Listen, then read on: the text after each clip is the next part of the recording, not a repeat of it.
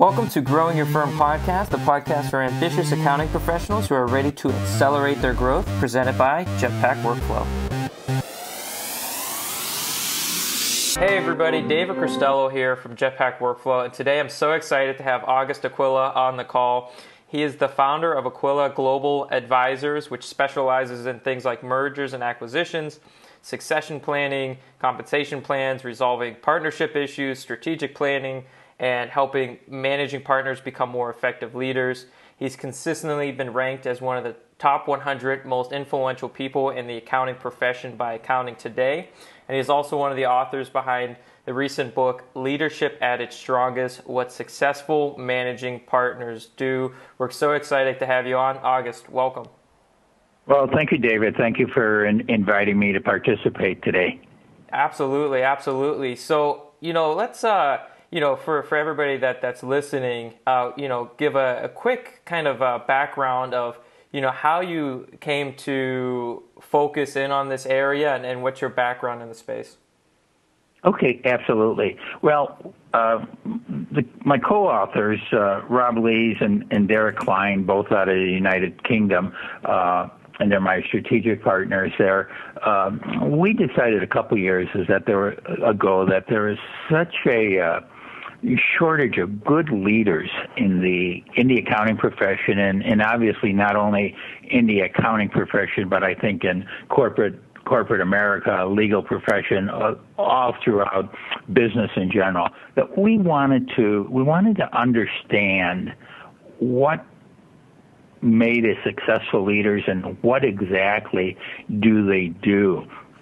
So what we did is we interviewed about 175 managing partners in the United States and in England and even in Canada. And we basically asked them one question. We said, all right, give us an example of either when you did something or another partner, another managing partner when you might have been younger, did something that had a significant uptick, significant influence on the firm. And that was the only question. From there, we just went wherever the discussion went. And, we came out then with our four areas in our model about setting direction, about gaining commitment of the other people, actually executing your plan, and then for the leader to really set the personal example of what they want to do. So that's how this book came about, and we're very happy with the results. And now we're trying to take the message, so to speak, and get out into the marketplace and let leaders know that here's a way for you to be more successful in your firm, and it's not copying someone else, but it's all set within the context of each individual firm. Gotcha. And so I completely agree with you. I think leadership is something that is both misunderstood and rarely taught. So I think it's a very relevant topic. Now, for the growing firm, for the ambitious partner, in your course of all your interviews and your decades of experience, do you see that common mistakes partners make when beginning their journey into leadership, or kind of false starts that are kind of common when trying to evolve as a leader? Wow, that's a great question. I don't know. I'll answer it, but before I answer it, I don't know if there's just one. Or I guess common things that you've seen across the board. I guess the couple common things that I would say that you see is that a new leader starts out sometimes, but doesn't really provide a compelling direction or strategy for where he or she wants to take the firm. And that might be because they haven't thought it through enough. And, this is an area that when you're setting direction for an organization, there's you don't change that direction every month or every year. It's sort of long term where you think you want to take the firm. And sometimes I think new leaders just haven't or don't focus on that enough. And then probably the other major mistake that maybe they make is that if you think you're walking down a path with a bunch of people and the leader is a mile or two ahead of everyone else, so the leader has gone down the path. He knows if there's any trees in the way or any water flooding the path or things like that. And the other people behind him, when you think about this, haven't gotten that far. So physically they haven't gotten that far. And if you take this analogy and use it in a firm, mentally your people are behind you in their thinking. And this is where the gaining commitment part of your partners is that you may be really gun-ho about everything, but your partners aren't up to where you are in thinking or in being really committed to the same extent that you're committed. And what leaders have to do, I think, is sometimes they tell the partners, okay, this is what we want to do, or they, the old proverbial, well, I sent the email out, didn't you get it? And a lot of times to gain commitment, you got to keep on repeating that message. And there's everybody in the practice isn't going to be 100% gun ho, that's for sure.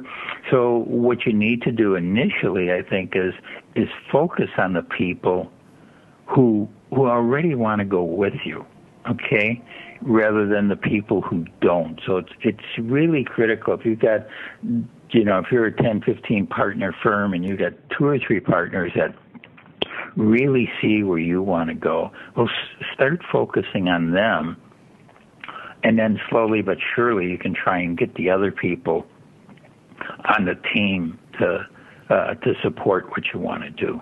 That's a great point. And I can just imagine, I think, social proof is such a important element of how we make decisions and how we determine the right next steps. And so it seems like you want to be consistent in your vision. You want to set up, you want to allow enough time to make a compelling vision, but then also get those early commits to really build momentum and build social proof, because it seems like, from your content, that as you build up social proof, people want to follow what other people are doing. And if it feels like you're on an island by yourself trying to do this, it's much harder than actually gaining, 2 or 3 or 4 people, like you said, early champions of the vision that you have in place. Yeah, and I think historically you find in so many firms is that they did strategic planning, or they think they did strategic planning. It's, oh yeah, we had a strategic planning retreat, and so we did our strategic plan, but there's never any execution. And partners realize, oh gee, over the years we said we were going to do this. We had a program here, we had a program there, but nothing was ever executed. So in the partner's mind, they're just thinking, well, you know what, if I ignore this will go away too.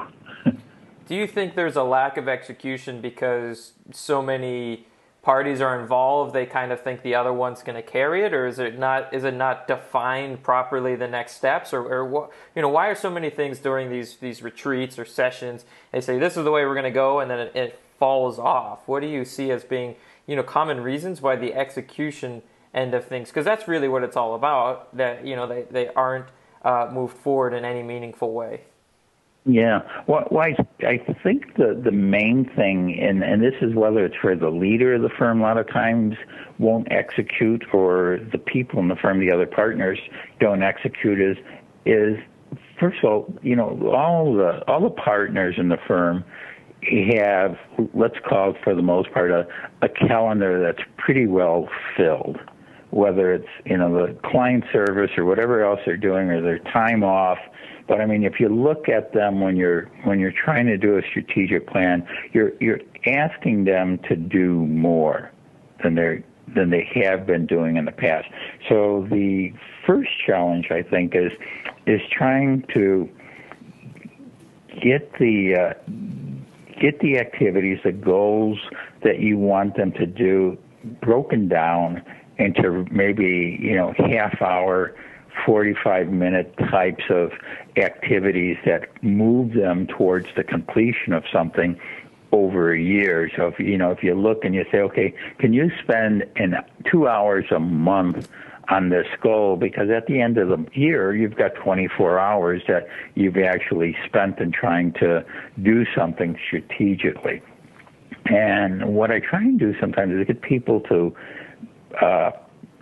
put into their calendars the appointment that, I'm working on my strategic plan on Thursday morning at 9 o'clock or something. And then if a client calls or somebody else calls and they say, are you free at 9 o'clock? You have to say, no, I'm not. I already have another appointment. Because, unless it's emergency or, unless a client calls and says, gee, the IRS is at my door and they're putting a lock on it because I didn't pay my payroll taxes, if a client called and you were going to meet with another client that day, you would tell them you weren't available. So I think is trying to work it into your day in and day out schedule that's doing it. So that's one challenge, one barrier that I think stops the execution. The other thing is that when they do the strategic plan is that the individual partner goals are not tied in many times to the achievement of the firm goals that they created in the strategic plan. And so the partner really doesn't know what to do to help the firm grow, right? Because they weren't clearly articulated to that partner. And then tied into that, many times there's no reward, financial reward, for actually doing or not doing the goals from tied into the strategic plan.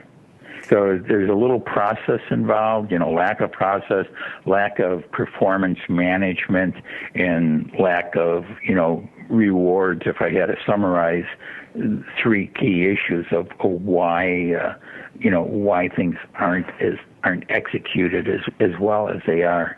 Mm-hmm. Yeah. So I was actually jotting down notes here as well, and I think those are great points. So and I can imagine this going on in so many firms where you have a strategic planning session and you set up the vision or the goals for the firm. But I also like how you mentioned, then breaking that out into the individual partner goals, having them schedule their 2 hours a month, and whether it's at 9 a.m. or before work or on, it seems like you could probably even do that on a Saturday morning, once a month even.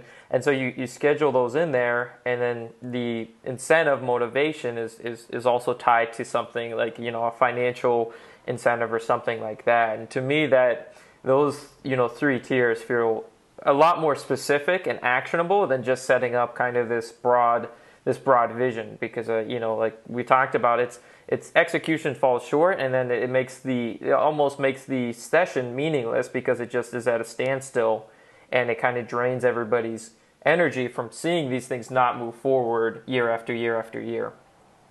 You're right. And I could maybe add a couple other specific things. I think it's important on a monthly basis to spend time if partners meet monthly or quarterly, then spend time on the strategic plan. What's our progress? What's stopping us from achieving it? What are we doing right? What are we doing wrong? Sort of look at it as, okay, this isn't, what we're trying to do. You can't